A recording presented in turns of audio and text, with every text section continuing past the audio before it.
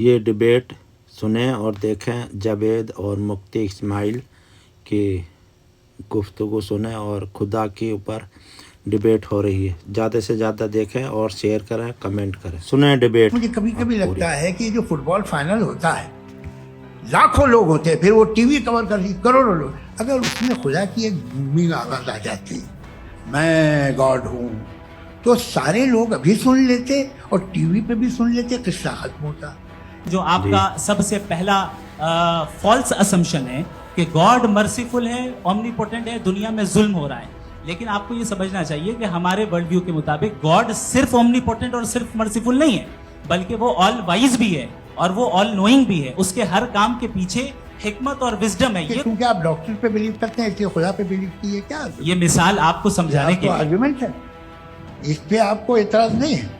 7 billion free wills are moving on this planet, और आप चाह रहे हैं कि मैं सिर्फ खुदा का ध्यान करूं। ये 7 बिलियन फ्री विल्स को मुझे लुक आफ्टर करना पड़ेगा कि नहीं? ये तो तबाहियां कर रही हैं। अगर खुदा नहीं है फॉर एग्जाम्पल, तो आप इविल को कैसे डिसाइड करेंगे?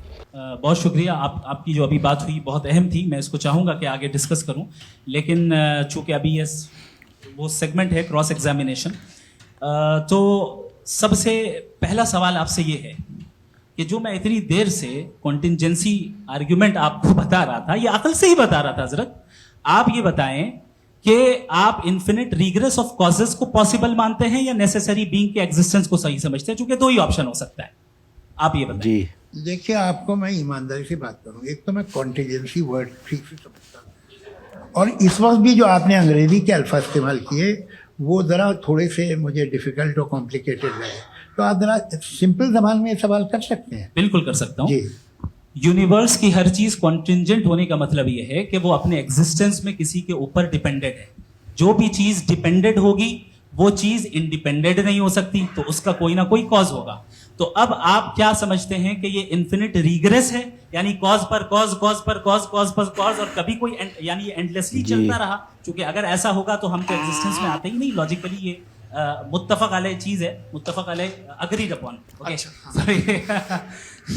इस पे हमने एग्री किया था कि मुश्किल शब्द आएगा तो अर्थ बताना पड़ेगा। तो इन्फिनिट रिग्रेस तो पॉसिबल नहीं है, तो कहीं ना कहीं आपको रुकना पड़ेगा ऐसे नेसेसिटी। नहीं, कोई जरूरत नहीं रुकने की। किसने कहा आप रुकना पड़ेगा? आप रुकते हैं खुदा पे, आप नहीं रुकते। आप कहते हैं वो हमेशा से, जब उस वक्त से है जब वक्त नहीं था। आप कहाँ रुकते हैं कि अब हुआ था वो? आप नहीं कहते। हम क्यों नहीं मान सकते कि यूनिवर्स जो है और बल्कि मल्टीवर्स जो है वो हमेशा से हैं, वो बनती है, बिगड़ती है।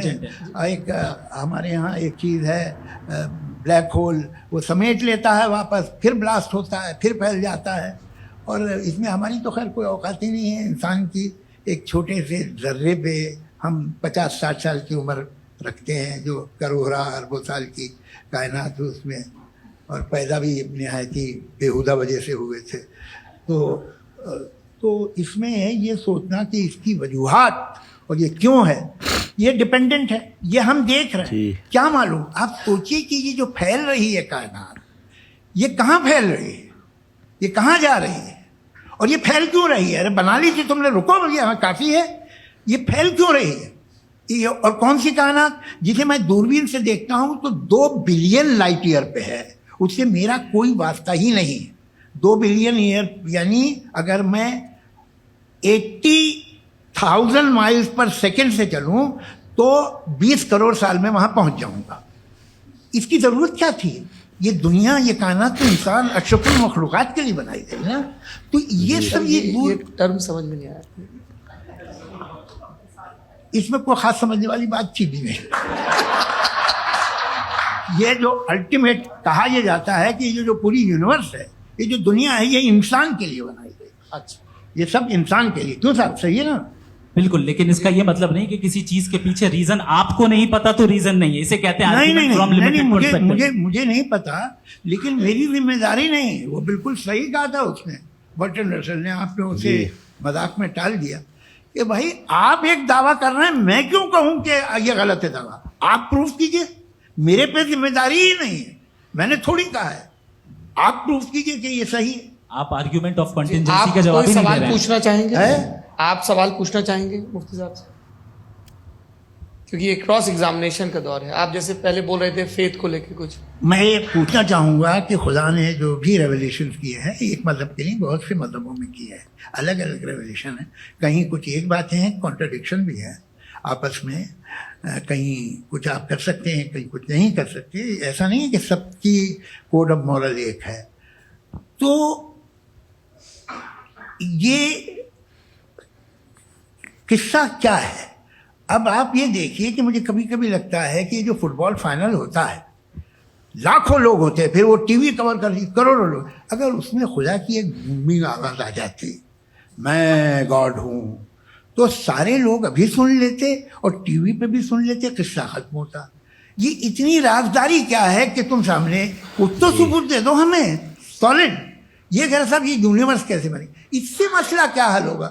मैं पूछूंगा आपसे खुदा कैसे बना? क्यों नहीं पूछूंगा कैसे बना? बल्कि वो तो कायनात से कहीं ज़्यादा इंटेलिजेंट है, कायनात से कहीं ज़्यादा कॉम्प्लेक्स। जी वो हमेशा से है। आप कहेंगे मैं मान लूँगा। अच्छा, दोयम वो कादिर मुतलक, यानी कादिर मुतलक का मतलब ओमनीपोटेंट, वो जो चाहे कर सकता है। आपको नौकरी दिलवा सकता है, आपकी अच्छी जगह शादी करवा सकता है, आपके पड़ोसी का मुकदमा हरवा सकता है, आपको जिता सकता है, सब काम करता है। थोड़ा सा माइक क्लोज। वो इस दुनिया को चला कैसे रहा है? ये दुनिया कैसे चल रही है? आपको इस पर हैरत नहीं होती? या क़यामत के बाद कभी एक जस्टिस होगा, जब ये बच्चा मर चुका होगा जिसकी धज्जियाँ उड़ गई बम से, इसको इंसाफ मिलेगा तब। अच्छा, अब जवाब दूं? हाँ दीजिए। मैं वही सीधे आप ही तरफ। सबसे पहले आपने रेवलेशन और स्क्रिप्चर्स की बात की, इस पे मैं बात कर सकता हूं लेकिन आज नहीं करूंगा चूंकि वक्त कम है, कभी और इस पे डिस्कस करेंगे। मैं तैयार हूं उस पे भी बात करने के लिए। ये क्योंकि अभी हमारा से topic- राउंड 2 की भूमिका तय हो रही है। डज गॉड एग्जिस्ट राउंड 2 जी। चूंकि आज गॉड के एग्जिस्टेंस पे बात है तो मैं उसी के रिलेटेड जो है आपके सवालात को एंटरटेन भी करूंगा और मैं भी पूछूंगा। आपने कहा कि आपने साबित ही नहीं किया, जबकि आर्ग्यूमेंट ऑफ कॉन्टिंजेंसी बुनियादी आर्ग्यूमेंट है। आप मुझे कॉन्टिजेंसी का मतलब बताइए, आपका मतलब क्या कॉन्टिजेंसी?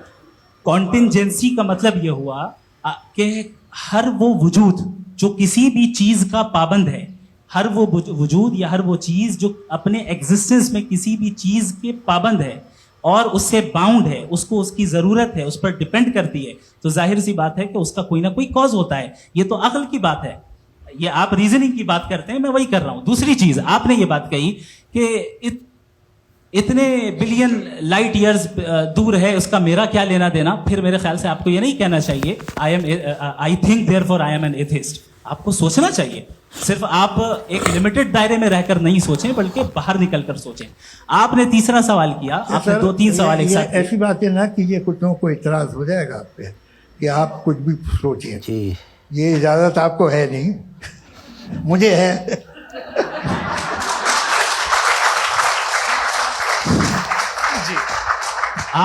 आपने प्रॉब्लम ऑफ इविल के ताल्लुक से सवाल किया और बार बार आप एक लफ्ज रिपीट कर रहे हैं कि ओमनीपोटेंट गॉड है, ऑल पावरफुल गॉड है। यही तो दरअसल समझना है कि गॉड का कॉन्सेप्ट क्या है। प्रॉब्लम ऑफ इविल जो है, प्रॉब्लम ऑफ इविल दर हकीकत 2 असम्पशंस पर कायम है। अगर आप इन 2 असम्पशंस को समझ जाएं तो ये प्रॉब्लम नहीं रहेगी, आर्ग्यूमेंट आपको समझ में आ जाएगी कि ये कोलैप्स कर जाता है। पॉइंट नंबर 1, यानी जो आपका सबसे पहला फॉल्स असम्पशन है कि गॉड मर्सीफुल है, ओमनीपोटेंट है, दुनिया में जुल्म हो रहा है। लेकिन आपको ये समझना चाहिए कि हमारे वर्ल्ड व्यू के मुताबिक गॉड सिर्फ ओमनीपोटेंट और सिर्फ मर्सीफुल नहीं है, बल्कि वो ऑल वाइज भी है और वो ऑल नोइंग भी है। उसके हर काम के पीछे हिकमत और विजडम है। ये कोई जरूरी नहीं है कि वो हिकमत और विजडम आपको समझ में आए या मुझे समझ में आए।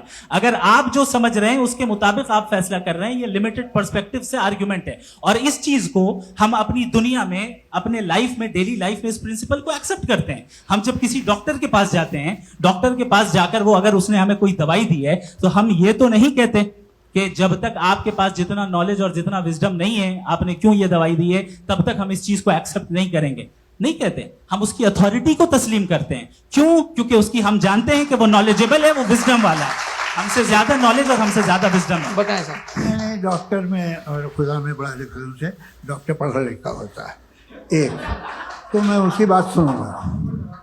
दो एम ये नहीं कुछ जवाब तो ये भी नहीं है सर आप प्लीज ये आ आप जाइए, अगर चलिए। सब ऑडियंस से बोलने लगेंगे तो हाँ। फिर मतलब नहीं नहीं, सिविलाइज बहस का। मतलब आप ये कहें कि चूंकि आप डॉक्टर पे बिलीव करते हैं इसलिए खुदा पे बिलीव कीजिए क्या ये मिसाल आपको समझाने के आपको लिए आर्गुमेंट है, इस पे आपको एतराज नहीं है। तो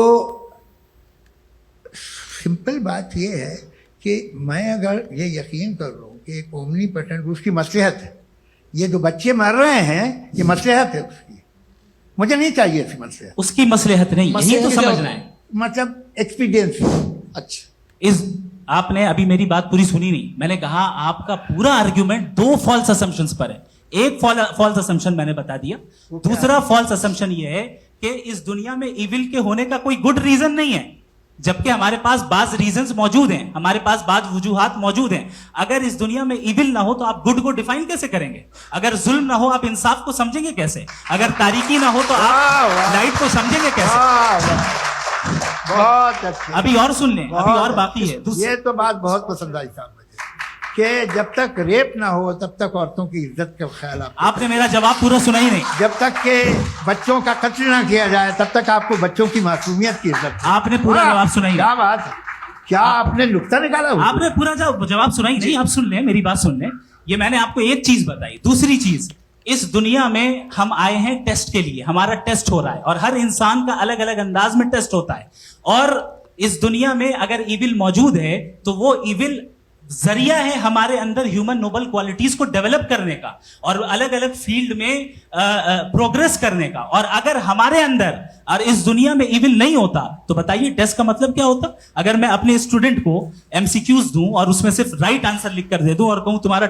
आपको वीडियो कैसी लगी और ज़्यादा से ज़्यादा शेयर करें, कमेंट करें, बताएं।